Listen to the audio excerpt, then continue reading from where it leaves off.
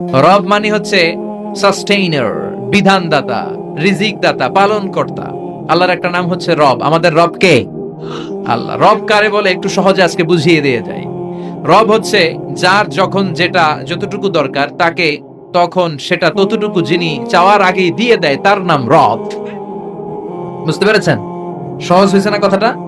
যার যখন যেটা যতটুকু দরকার তাকে তখন সেটা ঠিক ততটুকু যিনি ফরিয়াদ করার আগেই পৌঁছে দেয়, তার নাম রব। আমাদের যখন যেটা লাগে ব্যবস্থা করে কে? মায়ের পেটে ৮ মাস ছিলাম, ৯ মাস ছিলাম, ১০ মাস ছিলাম। এই ৮ মাস ৯ মাস আমারে খাবার দিল কে? পানি দিল কে? অক্সিজেন দিল কে? চাইছিলেন? মায়ের পেটে চাইছিলেন না আল্লাহর কাছে যে আল্লাহ ঠিক মতো দিও, টাইমলি খাবার পাঠাই দিও? চাইছিলেন? চাওয়ার আগে যার যা লাগে কে দেয়? তাকে বলে রব। আবার মায়ের পেট থেকে দুনিয়ায় আসলেন, আমার মায়ের জরায়ুর সাথে আমার নাড়ের একটা কানেকশন, একটা লাইন, ওই লাইন দিয়ে আল্লাহ ৯ মাস যাবত আমারে পানি দিলেন, খাবার দিলেন, অক্সিজেন দিলেন। সঙ্গত কারণেই দুনিয়াতে আসলে দুনিয়ার মানুষ ওই লাইনটা কেটে দেয় নাকি রেখে দেয়? কেটে দেয়। কেটে দিলে বাচ্চা প্রথম চিৎকারটা দেয়, মানব শিশু প্রথম চিৎকার হাঁকে পৃথিবীতে, ওয়া ওয়া। আমরা শুনি ওয়া, আসলে আল্লাহরে ডাক দেয়। আল্লাহরে ডেকে বলে, মাবুদ, খাবারের, অক্সিজেনের আর পানির একটা মাত্র লাইন ছিল, চিল্লায় বলেন কয়টা? দেখো দুনিয়ার মানুষ কত নিষ্ঠুর। আসার সাথে সাথেই কারোর সাথে আমার শত্রুতা নাই, জমি নিয়ে মারামারি নাই, কিলাকিলি নাই। একটা মাত্র খাবারের লাইন দিয়ে ১০ মাস বেঁচেছিলাম। মানুষগুলো নিষ্ঠুর, খাবারের একটা লাইন কেটে দিল। এখন খাবো কি? আল্লাহ বলেন, গোলাম, যে আল্লাহ ১০ মাস ধরে মায়ের পেটে খাওয়ালাম, ওই আল্লাহ এখনো আছি না নাই? একটা লাইন ছিল মায়ের নারের ভেতরে, খাবারের একটা লাইন। চিন্তা নাই, কষ্ট নাই, দুঃখ নাই। একটা খাবারের লাইনের বদলে আজ থেকে তোর মায়ের বুকের ভেতরে খাবারের ২টা লাইনের ব্যবস্থা করে দিলাম। চাইছিলেন যে আল্লাহ আসার সাথেই তো আমার লাইন কেটে দিবে, খানা কিন্তু রেডি রেখেন আল্লাহ? চাইছিলেন না সবাই? চাওয়ার আগেই যার যা লাগে যিনি দিয়ে দেয়, তার নাম। তাফসীর বুঝতে পারছেন? এরপরে মায়ের দুধ খেতে লাগলাম। মায়েরা গভীর রাত মাইকের সাউন্ড যাদের কানে যায়, বুকের দুধ খাওয়াবেন ছেলে মেয়েদেরকে। বাচ্চা ডেলিভারি হওয়ার পরেই মায়ের বুকে যে দুধটা, সেটার বলে শাল দুধ। এটা আল্লাহর পক্ষ থেকে বাচ্চার জন্য প্রাকৃতিক টিকা। সুবহানাল্লাহ কইবেন না? আমরা হসপিটালে যে টিকা দেই ৫টা ৭টা, প্রথম টিকাটা আল্লাহ ফ্রি দিয়ে দিছে। বাচ্চাদের গ্রোথ হবে না যদি না খাওয়াবেন। সব মায়েরা খাওয়াবেন। ওয়াল ওয়ালিদাতু ইউরদি'না আওলাদাহুন্না হাওলাইনি কামিলাইন, ২ বছর খাওয়াবেন। যারা বৃদ্ধাশ্রমে থাকতে চান না তারা খাওয়াবেন। আর যারা ডানু খাওয়াবেন তাদের জায়গা হবে কি? ছেলে আমার মস্ত মানুষ, মস্ত অফিসার, মস্ত ফ্ল্যাটে যায় না দেখায় পারে ওপার, নানান রকম জিনিস আর আসবাব দামি দামি, সবচেয়ে কম দামি ছিলাম একে মাত্র আমি। ছেলের আবার আমার প্রতি অগাধ সম্ভ্রম, আমার ঠিকানা তাই বৃদ্ধাশ্রম। কি দুঃখের কথা, মাকে দেখে বলে কোন মা বাবার জন্য বৃদ্ধাশ্রমে থাকা না লাগে, ঠিক কিনা? তো বৃদ্ধাশ্রমে যারা থাকতে চান না তাদেরকে দুধ খাওয়াবেন, দেখবেন এই ছেলেগুলো এরকম ডাকাত হবে না। আল্লাহ তুমি বুঝার তৌফিক দাও। তার মানে মায়ের পেটে যখন ছিলাম খাবার দিল কে? দুনিয়াতে আসার পরে বুকের দুধের ব্যবস্থা করলো কে? আচ্ছা, মায়ের বুকের দুধ যখন আমরা খেতাম আমাদের দাঁত ছিল? ছিল না। তার মানে দাঁত দরকার নাই, দেয়ও নাই। বয়স আমার ১ বছর ২ বছর যখন হইতে শুরু করলো, একটু বড় হয়েছে, এখন তো শুধু দুধে চলবে না, এখন মাছ খাইতে হবে, গোশ খাইতে হবে, কুরবানির হাড্ডি চাবাইতে হবে। কথা কন? তো এখন আমার দাঁতের দরকার আছে না নাই? দাঁত যখন দরকার ছিল না দেয় নাই, যখনই দরকার তখনই দিছে কে? আবেদন করছিলেন না অনলাইনে? কথা কন? অনলাইনে আবেদন করছিলাম তো আমরা, জাল্লা বয়স যখন ঠিক এই পর্যায়ে চলে যাবে, দাঁত দিও তুমি দাঁত। চাইছিলেন? চাওয়ার আগে যিনি দেয় তার নাম। দেখেন বাংলাদেশে ভাল্লুক, উল্লুক, বাঘ যেগুলো আছে এগুলোর গায়ের পশমগুলো পাতলা। এই বাঘই যেগুলো স্ক্যান্ডিনেভিয়ান কান্ট্রিগুলোতে, সাইবেরিয়াতে আছে, ডেনমার্কে আছে, সাইবেরিয়াতে, তারপর নরওয়েতে, অসলোতে যেই বাঘ ভাল্লুকগুলো আছে ওদের চামড়া ইয়া মোটা, মনে হয় যেন প্রাকৃতিক কম্বল দিয়ে আল্লাহ এই সিংহটারে তৈরি করছে। উট শুধু আরব দেশেই নাই, আরব দেশের উটের চামড়া বড় পাতলা, কিন্তু নরওয়ে আর স্ক্যান্ডিনেভিয়ান ওই বরফের এলাকাতে উট হয়, ওই উটের গায়ের মধ্যে ইয়া লম্বা লম্বা পশম। তার মানে ওখানে প্রচন্ড ঠান্ডা, ওখানে সার্ভাইভ করতে গেলে, বাঁচতে হলে গায়ের মধ্যে মোটা কম্বল লাগবে। চাওয়ার আগেই ওই প্রাণীগুলোরে কম্বল দিয়ে পাঠিয়েছে কে? আবার এই দেশের প্রাণীগুলোর চামড়া যদি মোটা হতো উলের পশম থাকতো আর কম্বলের মতো সেটিং করা থাকতো, এই দেশের বাঘ ভাল্লুক গুলার কষ্ট হতো। তাই এদেশের বাঘ ভাল্লুক আর ওটের চামড়া পাতলা করেছে কে? সুবহানাল্লাহ কইবেন না? যার যখন যেটা যতটুকু দরকার তাকে তখন সেটা ততটুকু চাওয়ার আগে যিনি দেয় তার নাম, যেখানে যতটুকু লাগে। কুমড়া গাছ লাউ গাছের নিচে কেউ বিশ্রাম নেয়? বিশ্রাম নেয় কই? বট গাছের নিচে। সুবহানাল্লাহ কইবেন না?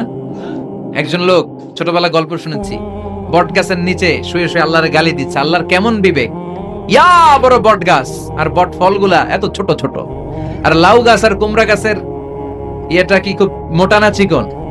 চিকন হয়ে এরকম বেড়ে ওঠে লাউ গাছ। লাউ গাছ রে দিল আল্লাহ এত চিকন করে, ফল দিছে এত মোটা। আর এত বিশাল বড় বট গাছ, এটার ফল হইলো এত ছোট। তো আল্লাহর গালি দিতে দিতে কোন সময় যে ঘুমাই গেছে নিজেও জানে না। হঠাৎ করে নাকের মধ্যে শটাং করে বট ফল পড়ছে একটা, লাভ দিয়ে উঠছে, নাক দিয়ে রক্ত বের হওয়া শুরু হয়েছে। রক্ত মুছতে মুছতে মনে মনে ভাবে আসলেই তো আমি বড় একটা উল্লুকা পাঠা। আজকে এই বট গাছের মধ্যে যদি লাউয়ের মতো ফল দিত, কুমড়ার মতো ফল দিত, আমার নাকের উপরে ওই লাউ আর কুমড়া বললে আমি থাকতাম না, আমি বিদায় হয়ে যেতাম, অক্কা পেয়ে যেতাম, ঠিক কিনা? যেখানে যেটা যেভাবে যতটুকু দরকার তার নাম, চিৎকার করে তার নাম।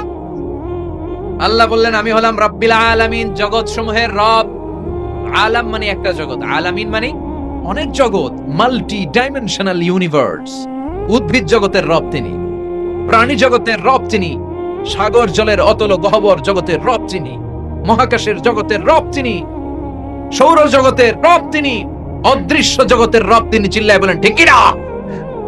এজন্য আল্লাহ বললেন আলহামদুলিল্লাহি রাব্বিল আলামিন, যত জগৎ আছে সব জগতের রব আল্লাহর জন্য প্রশংসা। রাজি আছেন? আরো শুনবেন, শেষ করে দেই।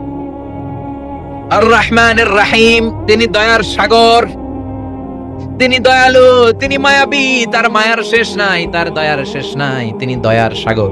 আল্লাহ তুমি দয়ার সাগর, রহমানুর রহিম, তোমার দয়াই পূর্ণ আমার সারা নিশিদিন। সুবহানাল্লাহ পড়েন।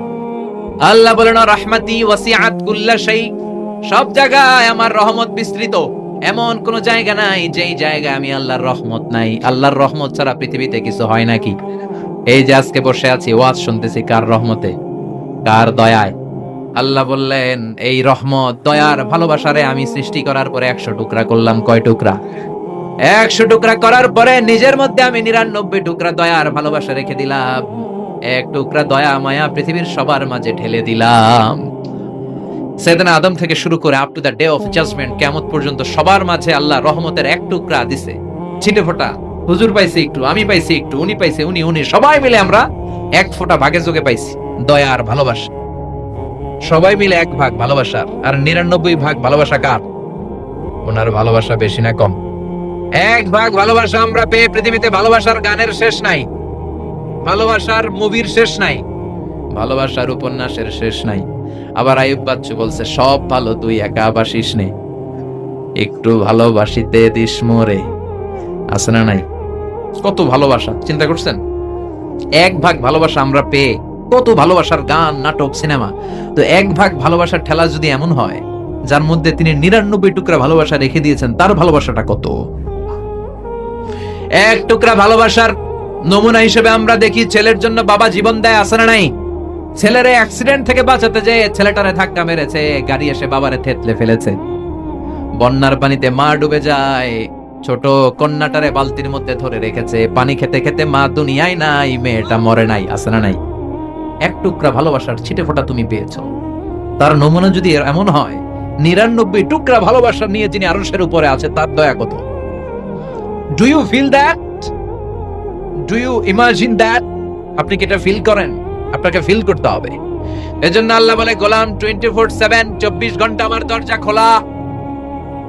কত পাপ করেছিস, কত অন্যায় করেছিস, কত পর্নোগ্রাফি দেখেছিস, কত হিন্দি সিনেমা দেখেছিস, কত অশ্লীল মেয়েদের নাচ দেখেছিস, রাত্রিবেলা নেকেড ভিডিও দেখেছিস, কত অন্যায় করেছিস, আজও আমার দরজা তোর জন্য খোলা আছে না নাই? চোখের পানি ছাড়, যায় নামাজটা পিছিয়ে দে, 2 রাকাত নামাজ পড়ে আমারে ডাক দে, ডাক দেওয়ার সাথে সাথে তোর দোয়া কবুল হয়ে যাবে।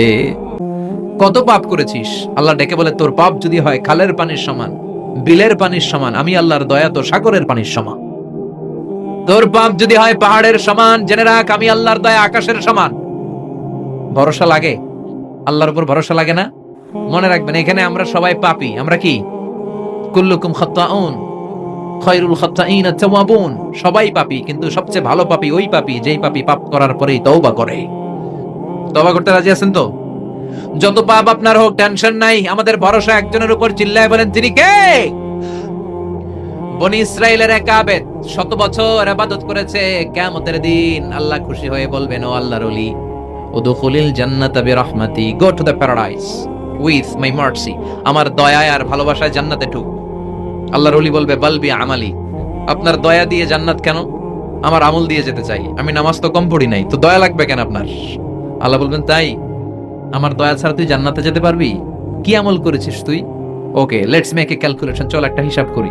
তোর শত শত বছরের তাহাজ্জুদ গুলারে এক পাল্লায় রেখে দে।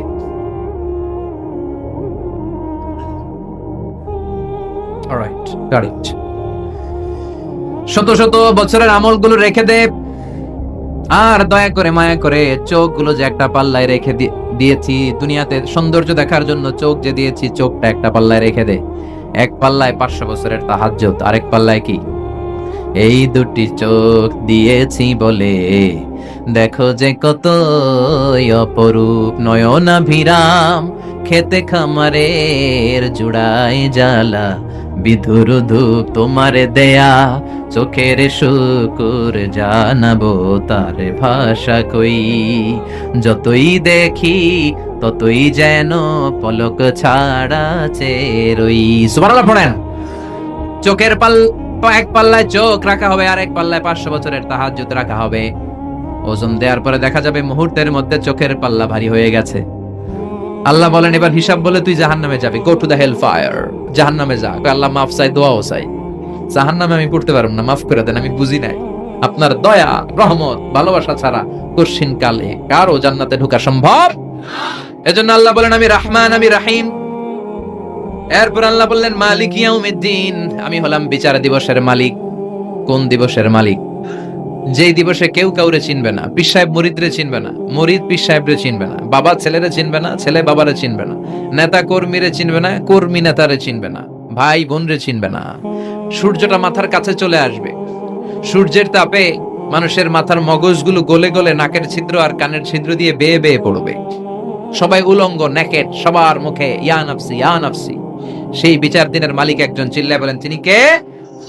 এরপর আমরা পরিচয় দিলাম, ইয়াকা না'বুদ, আল্লাহ শুধুই আপনার ইবাদত করি, ওয়া ইয়াকা নাস্তাঈন, শুধু আপনার কাছে আমরা সাহায্য চাই। এবার দাবি দাওয়া, ইহদিনাস সিরাতাল মুস্তাকিম। ও Allah, show us the right path, show us the correct path. আমাদেরকে পথ দেখায় কে?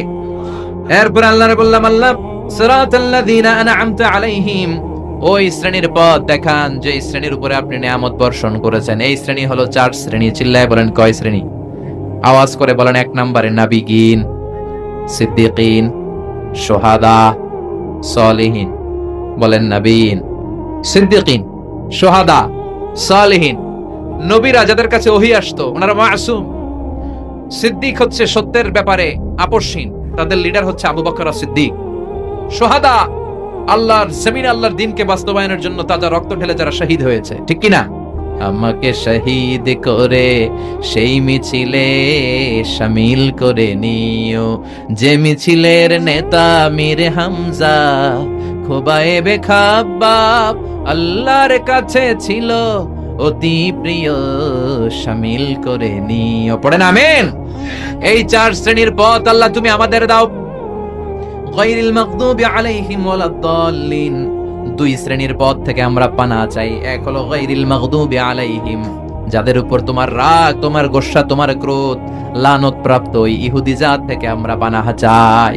ওয়ালাদ-দাল্লিন, ভ্রষ্ট যারা, নাসারা। সব মুফাসসিররা একমত যে আল মুরাদু বি আল মাগদুবি আলাইহিম আল ইয়াহুদ, ওয়াল মুরাদু বিদ-দাল্লিন আন নাসারা। সব মুফাসসিররা পৃথিবীতে একমত যে মাগদুব আলাইহিম দ্বারা বোঝানো হয়েছে ইহুদিদেরকে। পৃথিবীর সবচাইতে টেরা জাতি, নিজেদের 70,000 নবীকে নিজেরা জবাই করেছে। নাউজুবিল্লাহ পড়বেন না? বিশ্ব নবীকে হত্যার ষড়যন্ত্র করেছে। ছাগলের গোশতের মধ্যে বিষ মাখিয়ে আমার বিশ্ব নবীরে খাওয়াতে চেয়েছে। এমনকি বিশ্ব নবী ইন্তেকালের পর বিশ্ব নবীর লাশ মোবারক চুরির ষড়যন্ত্র করেছে।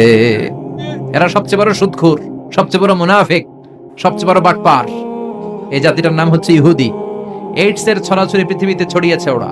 বম্বিং হামলা, বোমা হামলা কারে বলে, ককটেল ফুটানো, গ্রেনেড হামলা পৃথিবীবাসী জানতোই না, ওরা শিখিয়েছে। বিমান কেমন করে পাইলটকে হাইজ্যাক করে ছিনতাই করতে হয় ওরা শিখিয়েছে। এজন্য ওদের সাথে মুসলমানদের কোনো সম্পর্ক নাই। চিল্লায় বলেন ঠিক কিনা? এরপরে ওয়ালা দলিন, যারা ভ্রষ্ট, পথভ্রষ্ট, ঈসা আলাইহিস সালাম রে মানতে মানতে আল্লাহর ছেলে বলে দাবি করে, ওই নাসারাদের থেকেও আমরা পানাহা চাই। ঠিক কিনা? এই সুন্দর প্রার্থনা যখন আমরা করলাম, এখন আমিন বলার দরকার আছে না নাই? আওয়াজ করে পড়ে না আমিন। নামাজ শেষে আপনারা পড়বেন আমিন। যেই মসজিদে আওয়াজ করে আমিন, আওয়াজ করে পড়েন। যেখানে ফিস ফিস ফিস ফিস করে পড়বেন, তবে মিস করেন না। ইদা আম্মানাল ইমাম আমিনু, ইমাম যখন আমিন বলে তোমরাও আমিন বলো। তোমরা যখন আমিন বলো ফেরেশতারাও আমিন বলে। তোমাদের আমিন আর ফেরেশতাদের আমিন যখন মিলে যায়, তোমাদের সব গুনাহ মাফ করে দেয় কে? আমিন বলবেন তো? আমিন নিয়ে মারামারি করবেন না তো? হাত তোলা বাঁধা নিয়ে মারামারি নাই তো? বুকে না নিচে মারামারি করা যাবে? বুক থেকে শুরু করে নাভি সবটাই হাত বাঁধার জায়গা। যার সুবিধা উপরে, মাঝখানে, নিচে, না বাঁধলেও কবুল করবে কে? কিন্তু ইখতিলাফ করলে আমল সব বরবাদ করে দিবে কে? আমরা ঐক্য চাই কোরআন সুন্নাহর আলোকে, ঠিক কিনা? এজন্য সূরাতুল ফাতিহা হচ্ছে সূরাতুশ শিফা। আজ থেকে এই সূরাতুল ফাতিহার আমল বেশি বেশি করব। অসুস্থ হলেই ঔষধও খাবো, সূরা ফাতিহা পরে রুকিয়া করব, ঝাড়ফুঁক, ঠিক কিনা? আর আল্লাহর কাছে আমরা প্রতিদিন দোয়া করব, ইহদিনাস সিরাতাল মুস্তাকিম। প্রতিটা আয়াতের পুঙ্খানুপুঙ্খ ব্যাখ্যা করলে কয়েক ঘন্টার দরকার। আমরা যা বলেছি, যতটুকু শুনেছি, ততটুকু আমল করলে আমাদের জীবনকে উজালা করে দিবে কে?